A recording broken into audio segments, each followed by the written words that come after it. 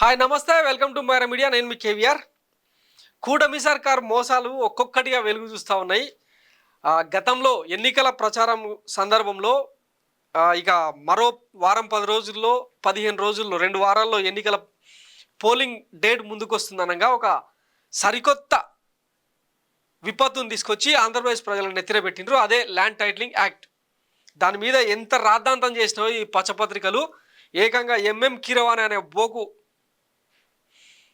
అధికారంలోకి వచ్చిన తర్వాత ఆంధ్రప్రదేశ్కి పట్టిన చీడపీడలను వదిలించేలాగా ఆయన అంటే చివరి శ్వాస వరకు కూడా ప్రయత్నం చేసిండని చెప్పి ఒక కితాబ్ ఇచ్చింది కదా రామోజీ గురించి. సో ఆ ఈనాడు, ఆంధ్రజ్యోతి, రాధాకృష్ణ ఎంత విష ప్రచారం చేసిండో తెలుసు కదా. ల్యాండ్ టైటిలింగ్ యాక్ట్ రద్దు చేస్తామని చెప్పి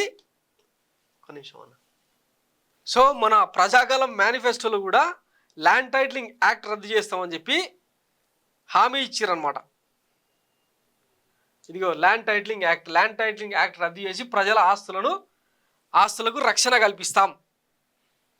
శిలాక్షరాలతో రాసుకున్నారు. మేనిఫెస్టో అంటే బైబుల్, ఖురాన్, వంకాయలు ఉడపీసింగ్ ఏదో చెప్పారు కదా. సో రద్దు చేస్తామని చెప్పి అధికారంలోకి వచ్చిన తర్వాత మన పేపర్లలో కూడా పలు సందర్భాల్లో చంద్రబాబు గారు కూడా డయాస్ల మీద చెప్పేసారు ల్యాండ్ టైటిలింగ్ యాక్ట్ రద్దు చేసినాం మంత్రివర్గ సమావేశంలో చెప్పారు కదా. ఇప్పుడు అదే చట్టాన్ని పేరు మార్చి మరో రకంగా తీసుకొస్తా ఉన్నారనమాట. అదే రీసర్వే ప్రాజెక్టు. కొత్తగా ఆంధ్రప్రదేశ్ రీసర్వే ప్రాజెక్టు. రాష్ట్రంలో అమల్లో ఉన్న జగనన్న శాశ్వత భూ హక్కు భూరక్ష పథకం పేరును మారుస్తూ ప్రభుత్వం నిర్ణయం తీసుకుంది. ఆ పథకం పేరుతో ఆంధ్రప్రదేశ్ రీసర్వే ప్రాజెక్టుగా మార్పులు చేసింది. ఈ మేరకు ప్రభుత్వ ప్రత్యేక ప్రధాన కార్యదర్శి ఆర్పి సిసోడియా మంగళవారం ప్రకటన విడుదల చేశారు. ఇక నుండి పాత పేరును రికార్డుల నుండి తొలగించాలని ఆదేశించారు. ఈ పాత పేరు ఏంది? ఇదనమాట, వైఎస్ జగనన్న స్వస్థ భూ హక్కు మరియు భూరక్ష పథకం. దీని మీదనే వీళ్ళంతా విషయం చెమ్మింది. మీ భూమి మీది కాదు, రాష్ట్ర ప్రజల రైతాంగం ఆస్తులు మొత్తం జగన్ తన పేరు రాసి చేసుకుంటున్నాడు, మీ భూమి మీది కాదు అని చెప్పి పెద్ద పెద్ద హెడ్లైన్స్ పెట్టి రాసిన ఈ దిక్కుమాల పత్రికలు. దాంతోనే ప్రభుత్వం మారింది. మరి ఇప్పుడు వీళ్ళు చేస్తున్నది ఏంది?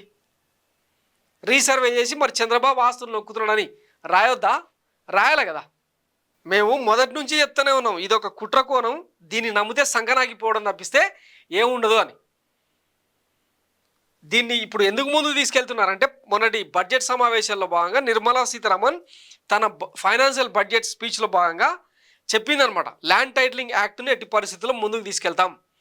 దాన్ని అమలు చేసిన రాష్ట్రానికే, ఏ రాష్ట్రం అయితే ల్యాండ్ టైటిలింగ్ యాక్ట్ను అమలు చేస్తారో రాబోయే 50 ఏళ్లకు రాయితీలు కానీ సబ్సిడీలు కానీ ఇన్సెంటివ్స్ కానీ ఇస్తాం.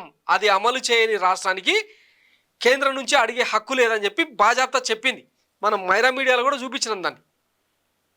ఏదో ఒక పేరు మార్చి తిమ్మిని బమ్మించేసి వీళ్ళు చేస్తారని చెప్పినాం. అదే జరుగుతుందన్నమాట. ఇప్పుడు ఏమైంది? కేవలం ల్యాండ్ టైటిలింగ్ యాక్ట్ అనే ఒక భూమంత్రాన్ని తీసుకొచ్చి మాయా మసీదులను తీసుకొచ్చి ప్రభుత్వాన్ని మార్చేసారు. ఈ మార్చడం వల్ల జరిగిన డ్యామేజ్ ఏంటి? అమ్మఒడి లేదు, ఆసరా లేదు, విద్యార్థుల ఫీజు రియంబర్స్మెంట్ లేదు. ఇట్లా చెప్పుకుంటూ పోతే ఎగనామం పెట్టిన పథకాలు ఇంకెన్నెన్నో. ప్రభుత్వం మారగానే 6 సూర్యులు 7 చంద్రులు వచ్చి పడవు ఇళ్ళల్లో.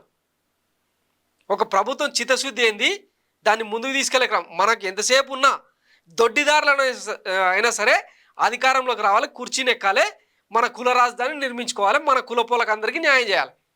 ఇది స్కీము. ఇది తెలుసుకునే లోపల జరగాల్సిన డ్యామేజ్ జరిగిపోయింది. ఇప్పుడు కోర్టులు కానీ వ్యవస్థలు కానీ చట్టసభలు కానీ ఏమీ పీకలేవు, అంతే. సో ఇది భూ రీసర్వే, రికార్డుల రీసర్వే ప్రాజెక్టు. ఇప్పటి నుంచి ఇంకా ఈ పచ్చపత్రికలు ఇంకా ఆహా ఓహా అని చిడతలు పెట్టుకొని వాయిస్తూ ఉంటే చూడండి. ఇప్పుడు దీని మీద రైతులు కానీ ప్రజలు కానీ ఏమంటారో చూడాలి. ఎందుకంటే వైఎస్ జగన్మోహన్ రెడ్డి అంత ఆషామాషిగా ల్యాండ్ టైటిలింగ్ యాక్ట్ అనేది ఒక సెన్సిటివ్ ఇష్యూ అన్న సంగతి తెలిసే 1 కాదు 2 కాదు 6,000కు పైగా గ్రామాల్లో రీసర్వే పూర్తి చేసిండ్రు. దానికి సంబంధించి అసెంబ్లీలో తీర్మానం చేసిండ్రు. చట్టంగా ఇంకా రూపుదాల్చుకోలేదు. పూర్తి స్థాయిలో అంటే ఆంధ్రప్రదేశ్ ల్యాండ్ మొత్తాన్ని సర్వే చేసిన తర్వాత మా దగ్గర ఇట్లా సర్వే పూర్తయింది, అసెంబ్లీలో తీర్మానం చేసినాం, దీనికి సంబంధించి గెజిట్ ఇవ్వండి అని చెప్పి పార్లమెంట్కి పంపిస్తే వాళ్ళు అక్కడ చట్టం చేసి దాన్ని రాష్ట్రపతికి ఆమోదానికి తీసుకెళ్తే ఆమె రాజముద్ర వేసిన తర్వాత అప్పుడు చట్టంగా రూపుదిద్దుకుంటుంది. ఇంత తదంగా ఉంటుంది. ఇదేది ఆలోచించకుండానని జగనన్న మా భూములు ఎత్తుకుపోయిండు అని చెప్పి భయపడిపోయారు వీళ్ళు చేసిన ప్రచారం. ఇప్పుడు అడగండి మరి, నీకు 15,000, నీకు 15,000, నీకు 15,000, వీళ్ళే కదా చెప్పింది.